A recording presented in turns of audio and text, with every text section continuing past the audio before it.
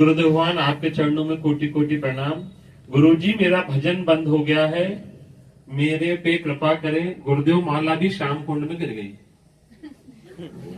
तो बढ़िया है, बिजली हो तो चमको।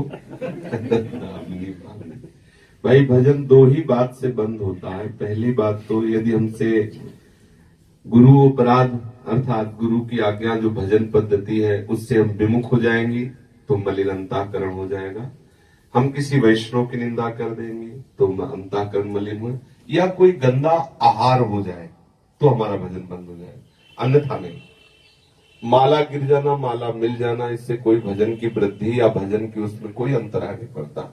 माला तो एक बाहरी भजन का सहयोगी है, वास्तविक तो श्वास जो चल रही इसमें नाम हमारा बस जाए और वो अपराध के कारण छूटता है, नहीं तो एक बार अभ्यास में आ जाए तो नहीं छूटता है। आप देख लो, कहीं आप अपने गुरुदेव की आज्ञा का उल्लंघन तो नहीं कर रहे, कहीं किसी वैष्णव अपराध में आप सम्मिलित तो नहीं हो गई, कहीं आपका कोई गलत भोजन तो नहीं हो गया, ये आप जांच कर लीजिए। हाँ, तो इसी को संभालना है बच्चा। वृंदावन धाम बहुत कृपालु है, कल्पतरु है, बहुत जल्दी कृपा कर देता है, पर जीव से समझ नहीं पाता। अगर थोड़ी देर के लिए आप अपनी पूर्व स्थिति पर विचार करें तो आपको देखो अभी रोना है, पूर्व स्थिति पर विचार करें तो आपको लगेगा हम पे श्री जी की कितनी कृपा है। और जब आप कृपा की याद करोगे तो आपसे कोई गलती होगी ही नहीं।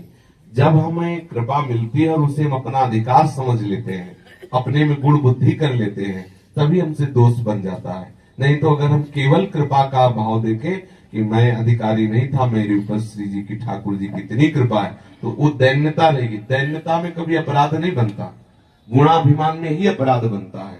और अपने अंदर क्या गुण है, जब हम प्रभु से विमुख होते हैं तो देख लो क्या दशा होती है, या प्रभु से जब विमुख थे तब क्या दशा थी देख लो। आज अगर हमें कुछ भी लाभ आनंद की अनुभूति हो रही तो हमें प्रभु की सन्मुखता से हो रही। तो प्रभु की सन्मुखता संत और गुरु की कृपा से, शास्त्र की कृपा से, हरि की कृपा से ही है, तो हम उसे अपना गुण क्यों माने। हमारा अधिकार तब दूसरे के दोष देखने का होता है जब मैं निर्दोष हूं, और निर्दोष कभी दूसरे के दोष देख नहीं सकता। अगर दूसरे के दोष देखता है तो वो दोष हमारे अंदर है तभी वो दिखाई देता है।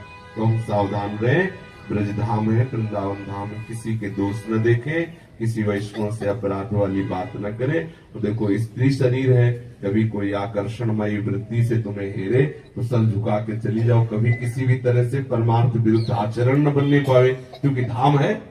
हर तरह की सुविधा, हर तरह की भोग वृत्ति, हर तरह का वातावरण आपको दिखाएगा जो परमार्थ से खींचने का भी काम करेगा, हटाने का काम करेगा। तो हमें चाहिए कि सावधान होकर अपने मार्ग में चलें। जो हमारी गलतियां है वो श्री जी क्षमा करते रहेंगे, बड़ी करुणामयी है, हम सुधार कर लें अपना। बस ये आपको